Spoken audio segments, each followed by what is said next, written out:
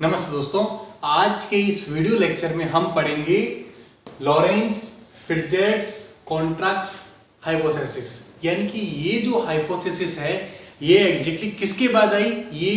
Michael से Morley experiments के results जब आ गए थे, उन रिजल्ट्स को सेटिस्फाई करने के लिए ये हाइपोथेसिस दी गई थी। हमने प्रीवियस लेक्चर के अंदर बहुत डिटेल के अंदर हमने माइकल से मॉर्ले एक्सपेरिमेंट पढ़ा था और स्टेप बाय स्टेप हमने उसके रिजल्ट्स निकाले थे। और कुछ रिजल्ट्स में एग्जैक्टली यहाँ भी मैंने मेंशन किए हैं कि हमने जब देखा कि माइकल से मॉर्ले एक्सपेरिमेंट में जब जो लाइट है वो अगर ईथर की डायरेक्शन में मूव करती है अगर और वापस जाती है तो उसमें जो लगने वाला टाइम होता है वो एग्जैक्टली T1 होता है, वो एग्जैक्टली इस फॉर्मूले से इंट्रोड्यूस किया जाता है। और जो परपेंडिकुलर जो लाइट मूव करती है उसके लिए जो टाइम पीरियड होता है वो एग्जैक्टली ये टाइम पीरियड होता है, ठीक है। और दोनों टाइम पीरियड का जो डिफरेंस होता है वो एग्जैक्टली हम ये निकालते हैं और इससे हम फिर पाथ डिफरेंस निकालते हैं और पाथ डिफरेंस निकालने के बाद क्या करते हैं, लास्ट में फ्रिंज विड्थ निकालते हैं। और माइकल से मॉर्ले एक्सपेरिमेंट में उनके हाइपोथेसिस के अनुसार ये रिजल्ट आना चाहिए और इस रिजल्ट के अनुसार एग्जैक्टली उनको एक फ्रिंज विड्थ मिलनी चाहिए उनको उनके एक्सपेरिमेंट में, जो कि 0.4 की विड्थ की फ्रिंज विड्थ होनी चाहिए। लेकिन एग्जैक्टली क्या होता है, लेकिन but finally no fringe width we observe, यानी कि हमें कोई भी फ्रिंज विड्थ ऑब्जर्व नहीं होती है माइकल से मॉर्ले एक्सपेरिमेंट में, जो हमने ऑलरेडी पढ़ चुका है। यानी कि delta n is equal to 0, यानी नो फ्रिंज विड्थ। तो एग्जैक्टली माइकल से मॉर्ले सोच रहे थे कि मेरा एक्सपेरिमेंट गलत हो सकता है, लेकिन एग्जैक्टली उनके जो रिजल्ट्स जब मैच नहीं खाए तो इस हाइपोथेसिस को इंट्रोड्यूस किया गया। इस हाइपोथेसिस का मेन मकसद था कि किस प्रकार माइकल से मॉर्ले एक्सपेरिमेंट का रिजल्ट जो डेल्टा n इक्वल टू 0 आ रहा है, नो फ्रिंज विड्थ आ रहा है, उसको किस प्रकार सेटिस्फाई किया जाए। तो देखो इधर, according to this hypothesis along the direction of motion, यानी कि जो भी डायरेक्शन है मोशन की,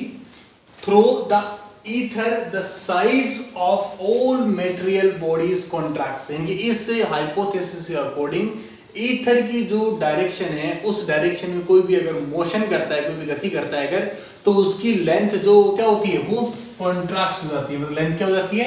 कम हो जाती है, ठीक है। और इसका मतलब क्या हुआ कि अकॉर्डिंग टू दिस हाइपोथेसिस, यानी इसी हाइपोथेसिस के अनुसार a material body move with velocity v, यानी कि अगर कोई भी मेटेरियल बॉडी अगर v वेलोसिटी से मूव कर रही है अगर रिलेटिव टू द ईथर, और किसके रिलेटिव कर रही है, ईथर के रिलेटिव अगर मूव कर रही है अगर, इज कॉन्ट्रैक्ट, यानी कि यहां बोला कॉन्ट्रैक्ट होगा और यहां बताया कितना कॉन्ट्रैक्ट होगा, कॉन्ट्रैक्ट बाय द फैक्टर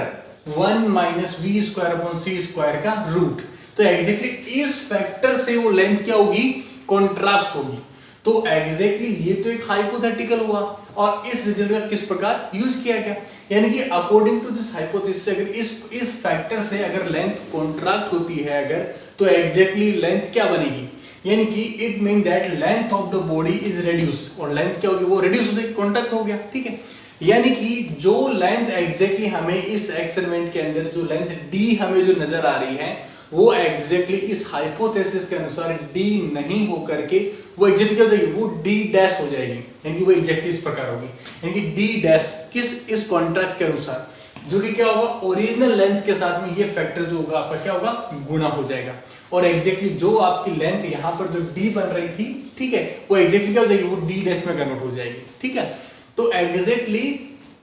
ये कॉन्ट्रैक्शन जो है उन्होंने यहाँ पे हाइपोथेटिकली शो किया। तो हम क्या करते हैं कि हम इसका यूज करके देखते हैं कि एग्जैक्टली उनकी हाइपोथेसिस वर्क करती है या नहीं करती है।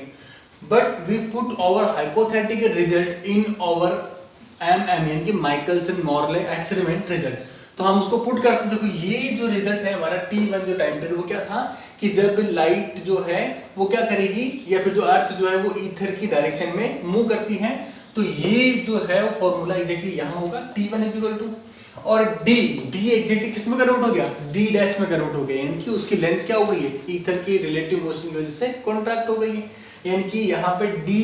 की जगह क्या हो जाएगा, यहाँ पर d डैश हो जाएगा और d डैश की वैल्यू एग्जैक्टली मैंने वहां से पुट की, वो एग्जैक्टली इस प्रकार है। और ये देखो c और 1 minus v square upon c square, exactly ये 1/2 और 1/2 क्या होगा, कट जाएगा और एग्जैक्टली क्या आएगा, 2d c upon 1 minus v square upon c square by 1/2। और एग्जैक्टली ये जो रिजल्ट है वो एग्जैक्टली क्या हो रहा है, वो एग्जैक्टली हमारे T2 टाइम, यानी कि जो लाइट हमारे वर्टिकली मूव कर रही है उसमें जो लगने वाला जो टाइम पीरियड है उसके टाइम पीरियड क्या एग्जैक्टली बराबर आ रहा है। T1 is equal to T2। इस हाइपोथेसिस के अनुसार लेंथ में कॉन्ट्रैक्शन हुआ और T1 और T2 जो टाइम है यानी कि T1 टाइम किसको इंडिकेट करता है कि ईथर के रिलेटिव मोशन में जो टाइम लगा और जो परपेंडिकुलर टाइम लगा ये दोनों क्या हो गए बराबर हो गए। इसका मतलब क्या हुआ डेल्टा टी आपका क्या हो जाएगा T1 minus T2 is equal to 0। यानी कि यहाँ पर रिजल्ट क्या रहा था 0 आ रहा है, पर यहाँ पर रिजल्ट क्या रहा था आपका d upon v square upon c की क्यूब रिजल्ट आ रहा था।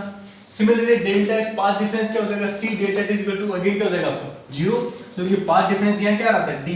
v square upon c square आ रहा था। और सिमिलरली यहाँ पे फ्रिंज विड्थ क्या हो जाएगी 0, और जो फ्रिंज विड्थ यहाँ पे क्या रही थी ये आपकी फ्रिंज विड्थ आ रही थी। और एग्जैक्टली यहाँ पर फ्रिंज विड्थ 0 आ रही है किस हाइपोथेसिस को यूज करने पर, इस हाइपोथेसिस को यूज करने पर, जो कि हमारे ओरिजिनल प्रैक्टिकल रिजल्ट से मैच कर रही है कि प्रैक्टिकल रिजल्ट के अंदर भी क्या हो रही है जो हमारी फ्रिंज विड्थ है वो 0 आ रही है और हमने जो ये हाइपोथेटिक रिजल्ट काम में लिया वहां भी क्या आ रही है एग्जैक्टली 0 आ रही है। It means this hypothesis work, पर ये एग्जैक्टली हाइपोथेसिस है, इसका कोई भी हमारे पास प्रैक्टिकल या कोई भी थ्योरेटिकल प्रूफ हमारे पास में नहीं था। तो देखो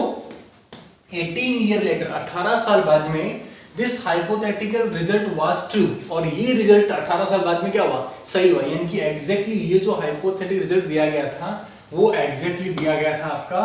19 जो है वो 1892 के अंदर ये रिजल्ट एग्जैक्टली आपका हाइपोथेटिकल दिया गया था, जो कि 18 साल बाद ये प्रूफ हुआ। और किसने प्रूफ किया इन 1905 Einstein prove this result and give a postulate. यानी कि 1905 में जब STR दी गई थी स्पेशल थ्योरी ऑफ रिलेटिविटी, जिसका लेक्चर भी हम ऑलरेडी पढ़ चुके हैं, उस थ्योरी के अंदर इस रिजल्ट को क्या किया गया प्रूव किया गया। और वहां पर एक पोस्टुलेट भी दी गई, वो क्या पोस्टुलेट थी देखो आइंस्टाइन द्वारा, speed of light is universal constant, और स्पीड ऑफ लाइट क्या होगी एग्जैक्टली यूनिवर्सल कांस्टेंट होगी, तो ये हाइपोथेसिस क्या होगा सही होगा। तो एग्जैक्टली इस लेक्चर में हमने क्या किया कि माइकल से मोरले एक्सपेरिमेंट्स के जो एक्सपेरिमेंट रिजल्ट थे उनको हमने थ्योरेटिकली यहाँ पे इस हाइपोथेसिस से मैच करने की कोशिश की। Thank you.